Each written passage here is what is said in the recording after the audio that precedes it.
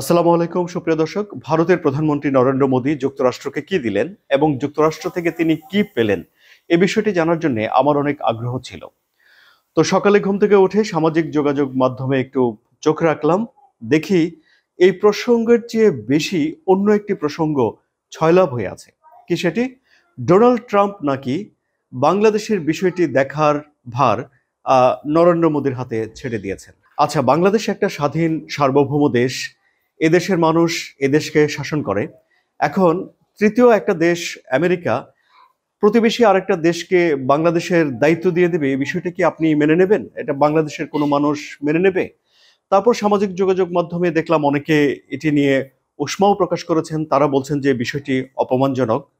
তারপর আমি পত্রিকাগুলো নিয়ে পড়লাম যে আসলে ব্যাপারটা কি কি ঘটেছে। সেখানে জানা গেল যে ডোনাল্ড ট্রাম্প এবং নরেন্দ্র মোদী একটা বৈঠক করার পরে দুজনে যৌথ সংবাদ সম্মেলনে হাজির হয়েছেন। এই সংবাদ সম্মেলনে ডোনাল্ড ট্রাম্পকে ইংরেজিতে প্রশ্ন করা হয়েছে, নরেন্দ্র মোদীকে হিন্দিতে প্রশ্ন করা হয়েছে। নরেন্দ্র মোদী হিন্দিতে জবাব দিয়েছেন, ডোনাল্ড ট্রাম্প ইংরেজিতে জবাব দিয়েছেন। যতটুকু ক্লিপ ভাইরাল হয়েছে সেখানে যা দেখা গেল। তো একজন সাংবাদিক প্রশ্ন করেছেন যে যে এটার সাক্ষ্য আছে যে আমেরিকার ডিপ স্টেট বাংলাদেশের যে লাস্ট গভর্নমেন্ট, আওয়ামী লীগ গভর্নমেন্টের পরিবর্তনে, সরকার পরিবর্তনে ভূমিকা রেখেছে। ডোনাল্ড ট্রাম্প এই বিষয়টিকে কিভাবে দেখেন বা ডোনাল্ড ট্রাম্পের মন্তব্য কি, সেই সাংবাদিক জানতে চেয়েছিলেন। ডোনাল্ড ট্রাম্প স্পষ্টই বলে দিয়েছেন যে তার দেশের ডিপ স্টেটের কোনো ভূমিকা বাংলাদেশের সরকার পরিবর্তনে নেই।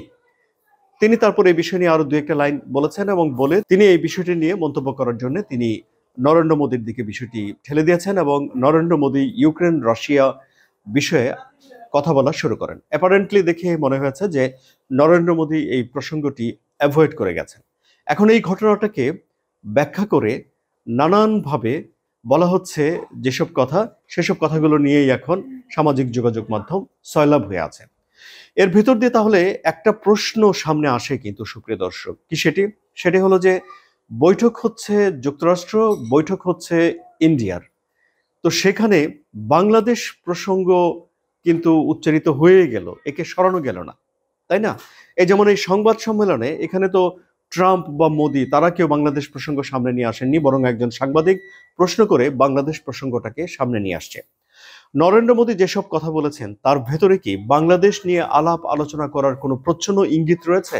এই ইঙ্গিতটি চলুন আমরা খুঁজে দেখি। নরেন্দ্র মোদী সংবাদ সম্মেলনে বলেছেন যে তিনি তার দেশের জাতীয় স্বার্থ রক্ষা করার বিষয়টি শিখছেন ডোনাল্ড ট্রাম্পের কাছ থেকে। কারণ ডোনাল্ড ট্রাম্প তার দেশের যেভাবে জাতীয় স্বার্থ রক্ষা করে তা দেখে শিখে নরেন্দ্র মোদীও ভারতের জাতীয় স্বার্থ রক্ষা করতে চান। এখন ভারত যদি বাংলাদেশ প্রসঙ্গকে তার জাতীয় স্বার্থের জন্য প্রাসঙ্গিক মনে করে, তাহলে অবশ্যই নরেন্দ্র মোদী তার আলোচনার টেবিলে এই বিষয়টি রাখবেন, এটি আমরা হিসেব করে ধরে নিতে পারি। নরেন্দ্র মোদী যাদের সঙ্গে বৈঠক করেছেন তারা হলেন ডোনাল্ড ট্রাম্পের স্পাই চিফ, তারপর তার ডিফেন্স মিনিস্টার, তার নিরাপত্তা উপদেষ্টা, এই যে মানুষগুলো সিকিউরিটি রিলেটেড, তাদের সঙ্গে তিনি বৈঠক করেছেন কিংবা সামনে হয়তো আরো বৈঠক করবেন। এখন আবার জাতীয় স্বার্থের ক্ষেত্রে প্রায়োরিটিও আছে। যেমন নরেন্দ্র মোদীর উপরে এখন বা ভারতের উপরে এখন যুক্তরাষ্ট্রের দুটো খড়গ আছে। একটা খড়গ হলো যে শুল্ক আরোপ করার, ডোনাল্ড ট্রাম্প এখন বন্ধু শত্রু নির্বিশেষে ট্যারিফ আরোপ করার ব্যাপারে একটা খড়গহস্ত হয়ে রয়েছেন। আবার এর আগের বার যখন ডোনাল্ড ট্রাম্প ক্ষমতায় ছিলেন তখন যুক্তরাষ্ট্রের তৈরি করা একটা মোটরসাইকেলের উপরে শতভাগ ট্যারিফ আরোপ করা ছিল ভারতে, যার সমালোচনা করেছিলেন ডোনাল্ড ট্রাম্প তার আগের টার্মে। এবারে আগেভাগেই বৈঠক করার আগে ভারত এই শুল্কগুলো কমিয়ে ফেলেছে এবং যুক্তরাষ্ট্রকে একটা বার্তা দিয়েছে যে ভারত শুল্ক কমাতে চায়। দ্বিতীয় যে খড়গ সেটি হলো যে আনডকুমেন্টেড বা অবৈধ অভিবাসী, এবং 104 জন অভিবাসীকে হাতকড়া পরিয়ে উড়োজাহাজে করে ভারতে পাঠিয়ে দিয়েছেন ডোনাল্ড ট্রাম্প। ভারত সেটাকে সাদরে গ্রহণ করেছে এবং এই নিয়ে কোনো উচ্চবাচ্য করেনি, বরং উল্টো বলেছে যে ভারত অবৈধ অভিবাসীদের ব্যাপারে ব্যবস্থা নেবে। এই বিষয়গুলো কি ভারতের জাতীয় স্বার্থের প্রথম দিকে থাকবে? আবার ডোনাল্ড ট্রাম্প যে তার আমেরিকা ফার্স্ট করতে চায় বা আমেরিকা গ্রেট এগেইন করতে চায়, এই পলিসির সঙ্গেও ভারত নিজেদেরকে জড়িয়ে ফেলতে চায়। কিভাবে? আমেরিকা ফার্স্ট করার জন্য Donald Trump drill baby drill অর্থাৎ সেখানকার যে জ্বালানি তেল আছে সেগুলো তিনি উত্তোলন করবেন এবং জ্বালানি তেল তিনি বিক্রি করবেন। ভারত এখন গিয়ে সেখানে জ্বালানি তেল ক্রয় করার জন্য একটা চুক্তিতে যাচ্ছে। ভারত ব্যবসা বাণিজ্য 2030 সালের মধ্যে দ্বিগুণ করার জন্য একটা চুক্তি করার চেষ্টা করছে। এবং আমরা জানি যে চীনের 6th জেনারেশন উড়োজাহাজ রয়েছে, ভারতের 5th জেনারেশন উড়োজাহাজ নেই।